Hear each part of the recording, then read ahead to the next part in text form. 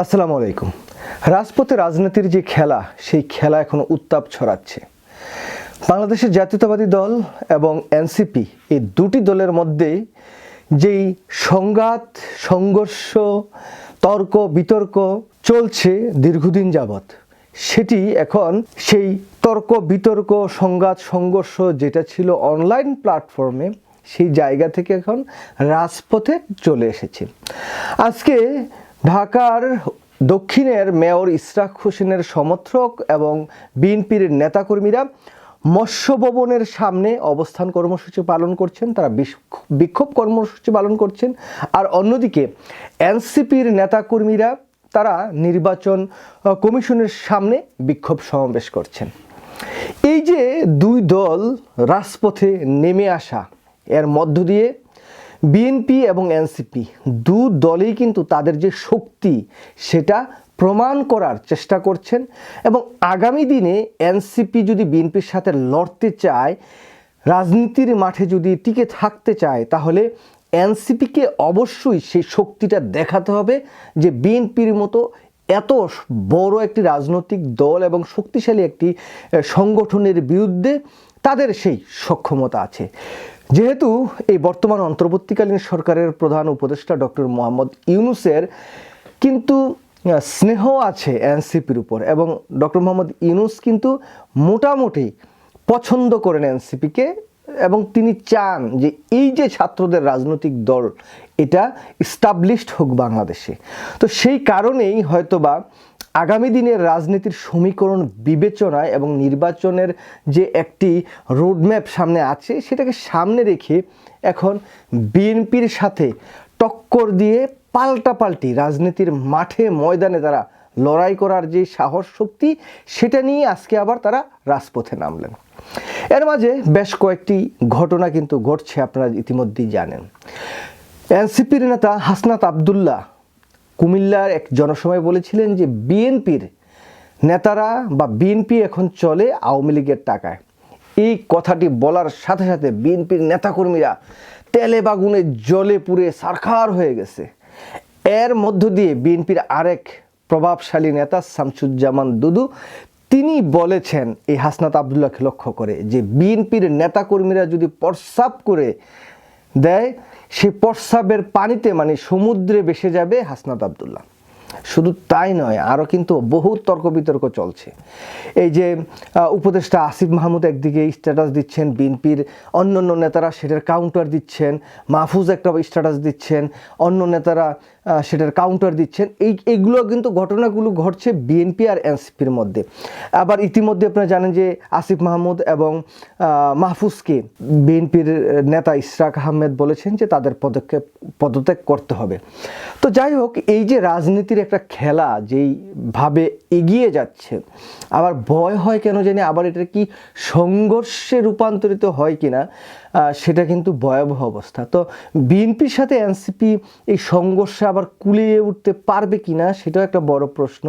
তো অনেকেই মনে করেন এনসিপি যেহেতু শেখ হাসিনার মতো এত প্রতাপশালী একজনকে বিতাড়িত করেছেন বাংলাদেশ থেকে, এখন বিএনপিকে হয়তো সেরকম বিতাড়িত করবেন। দেখুন, বিগত 16 বছরের নিপীড়ন, বঞ্চনা, অত্যাচার, নির্যাতন সব কিছুর মধ্যে দিয়েই কিন্তু একটা ফুল ফুটেছে এই জুলাই আগস্ট বিপ্লবের মধ্য দিয়ে, এবং এনসিপির নেতারা কিন্তু সেই যে ফুল ফুটা সেটা সেবা যত্ন করে সেই ফুলটি ফুটতে সাহায্য করেছেন। এখন বিএনপি তো এখন রাষ্ট্র ক্ষমতায় যায়নি, গত প্রায় 19-20 বছর যাবৎ বিএনপি কিন্তু রাজনীতিতে নির্যাতিত, অবহেলিত। যদিও এই 9 মাস 10 মাসে বিএনপি সেই যে নির্যাতনের যেই নির্যাতিত একটি দলের নেতাকর্মী, সেই তকমা থেকে বেরিয়ে তারা কিন্তু আবার এখন মোটামুটি চাঁদাবাজি, দখলবাজি, আওয়ামী লীগের যেই সন্ত্রাসী কার্যক্রম সব কিছু তারা কিন্তু আবার টেক ওভার করে নিয়ে গেছে, সেই বিতর্কটাও আছে।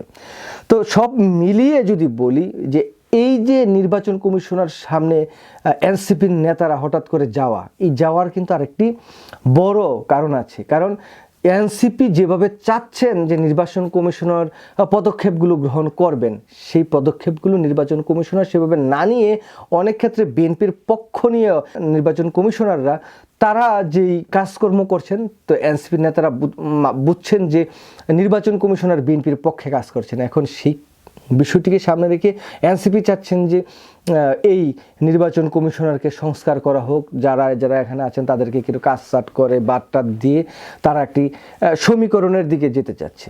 তো এই সমীকরণ, এই যে ইশরাকের মেয়র নিয়ে টানা আন্দোলন, আবার এনসিপিতে রাজপথে নেমে আসা, সরকারের পক্ষ থেকে ডক্টর মোহাম্মদ ইউনূসের ভালোবাসা সমর্থন এই ছাত্রদের উপর, আবার ডক্টর মোহাম্মদ ইউনূস আন্তর্জাতিক ভূরাজনৈতিক প্রেক্ষাপটের সকল সমীকরণ মিলিয়ে একটা বিষয় অন্ততপক্ষে সুস্পষ্টভাবে বলতে পারি যে বিএনপি এবং এনসিপির সাথে যে রাজপথের সংঘর্ষ সেটা অনিবার্য।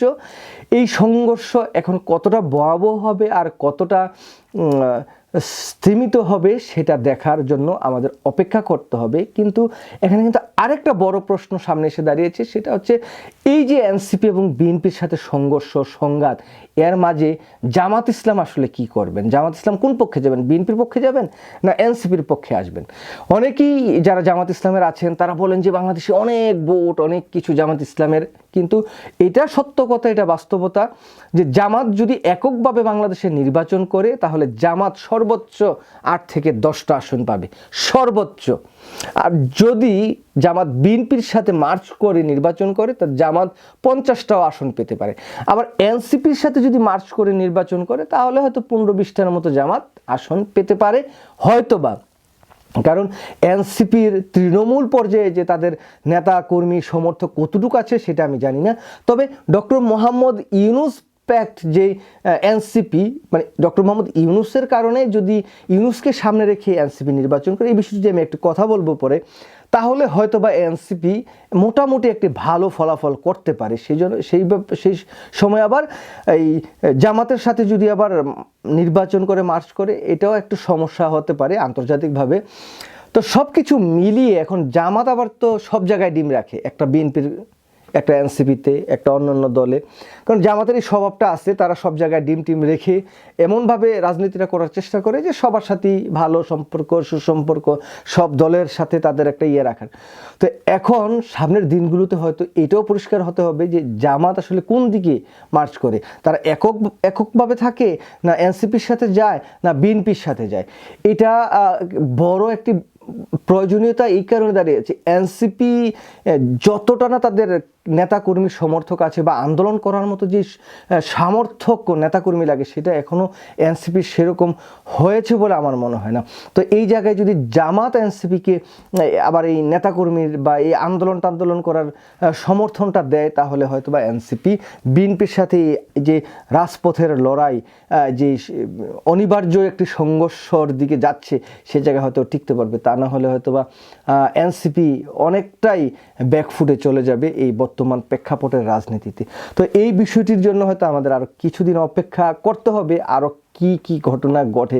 এখন প্রতিদিনই যে নানা সমীকরণের মধ্য দিয়ে বাংলাদেশের রাজনীতিটা যাচ্ছে, সেই জায়গায় যে রাজনীতি যে স্থিতিশীল অবস্থায় আছে সেরকম বলা যাবে না। রাজনীতি যে আগ্নেয়গিরির যেই লাভা সেটা হয়তো এতদিন ভিতরে ছিল, সেই লাভাটা এখন এই বের হতে শুরু করেছে। তো এই জায়গায় আগামী দিনগুলোতে রাজনীতির রাজপথ, মাঠ ঘাট, ফেসবুক, ইউটিউব সব কিছুই উত্তপ্ত হবে, এরকমই একটা আস পাওয়া যাচ্ছে।